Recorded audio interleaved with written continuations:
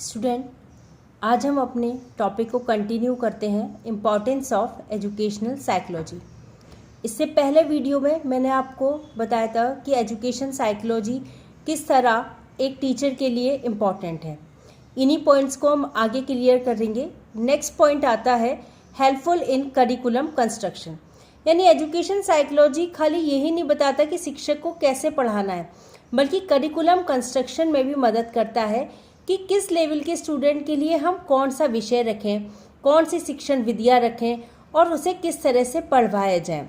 यानी कि जब करिकुलम डिज़ाइन किया जाता है किसी भी स्टैंडर्ड का, किसी भी कोर्स का, तब हमेशा याद रखा जाता है कि उस स्टैंडर्ड में किस एज के स्टूडेंट होंगे, उनका क्या इंटरेस्ट होगा, उनकी क्या एबिलिटी होगी।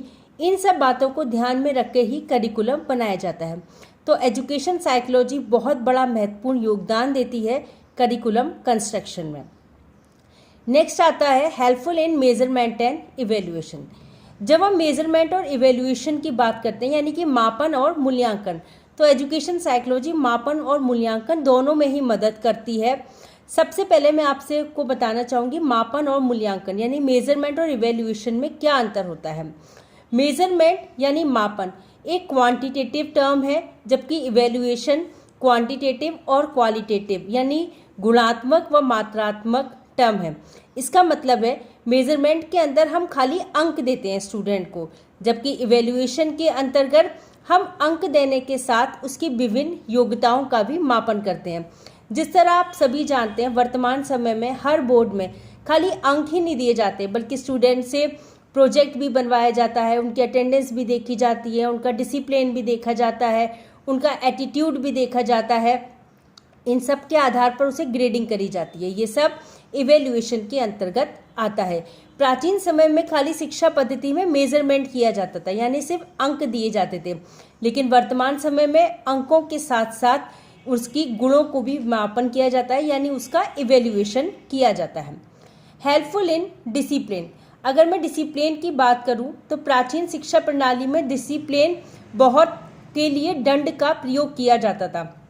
यानी कि जो भी शिक्षक होते थे वो या गुरु होते थे, वो छात्रों को अगर उनकी वो कोई बात नहीं मानते थे, किसी भी उनकी आज्ञा का उल्लंघन करते थे, तो उसको किसी विभिन्न प्रकार के दंड दिए जाते थे। वैदिक पीरियड में दंड देने की अलग प्रथा थी, जबकि मुस्लिम पीरियड में भी दंड दिए जाते थे, बुद्धिस्ट एजुकेशन में भी दंड दिए जाते थे। लेकिन वर्तमान समय में दंड का कॉन्सेप्ट या पनिशमेंट का कॉन्सेप्ट हमारे एजुकेशन सिस्टम में नहीं है।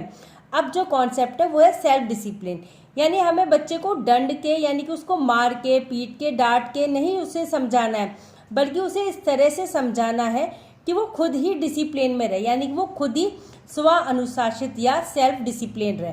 तो मैं सभी शिक्षकों से चाहूँगी, you all are people teacher, कि आप कभी भी किसी स्टूडेंट के संग मार पीट करके कोई भी इस्तेमाल ना करें, बल्कि उसको बात को समझाएं ताकि वो सेल्फ डिसिप्लिन सीखे।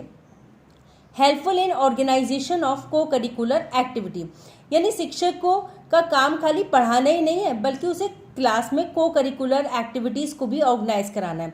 को करिकुलर एक्टिविटी यानी कि समय समय पर विद्यालय में होने वाली singing, dancing, debate, sports, different type के इवेंट जो समय समय पे होते रहते हैं। ये सब बच्चे के सोशल डेवलपमेंट और इमोशनल डेवलपमेंट में बहुत महत्वपूर्ण भूमिका निभाते हैं। इसमें बच्चे ग्रुप में काम करना सीखते हैं, एक्टिव हो जाते हैं, यानी कि जो एजुकेशन सिस्टम को ये एक तरह से एक्टिवेट कर देती हैं को करिकुलर एक्टिविटीज़। को करिकुलर एक्टिविटीज़ में बच्चों के अंदर एनर्जी आ जाती है और टीचर्स को उनकी विभिन्न प्रतिभाओं को भी निखारने का मौका मिलता है, और साथ में उनकी विभिन्न प्रतिभाएं भी सामने आती हैं कि कौन सा बच्चा किस क्षेत्र में माहिर है। Helpful in selection of teaching add. शिक्षक का काम खाली पढ़ाना ही नहीं है, बल्कि प्रभावशाली ढंग से पढ़ाना है। अब उस प्रभावशाली ढंग से पढ़ाने के लिए वो कौन सी टीचिंग एड का यूज़ करे, ये भी शिक्षा मनोविज्ञान बताता है कि वो चार्ट का यूज़ करे, मॉडल का यूज़ करे, वो किस तरह प्रोजेक्टर का यूज़ करे, कंप्यूटर का यूज़ करे। ये सब एजुकेशन साइकोलॉजी बताती है कि हमें किस स्टैंडर्ड के किस बच्चे को पढ़ाने के लिए कौन सी टीचिंग एड यूज़ करनी चाहिए। अगर छोटा स्टूडेंट है, हमें उसे अल्फ़ाबेट सिखाने हैं तो हम उसे अल्फ़ाबेट्स दे सकते हैं, लेकिन अगर स्टूडेंट बड़ा है तो हम उसको सिखाने के लिए चार्ट का, मॉडल का, टीचिंग एड्स का यूज़ कर सकते हैं।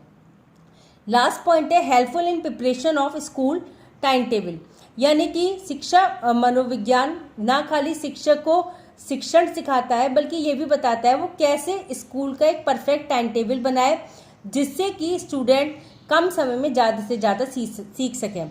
जब भी हम टाइम टेबल बनाते हैं तो हम कई सारी चीज़ों का ध्यान रखते हैं, जैसे कि स्टूडेंट अगर घर से आ रहा है तो उस वक्त वो फ्रेश है, उसके अंदर एनर्जी ज़्यादा है, तो हम कौन सा लेक्चर लगाएं, ऐसे विषय जो कि कठिन है। अब थर्ड पीरियड तक आते आते उसकी एनर्जी थोड़ी डाउन हो गई, अब हम ऐसे विषय लगाएं जो थोड़े लाइट सब्जेक्ट हो।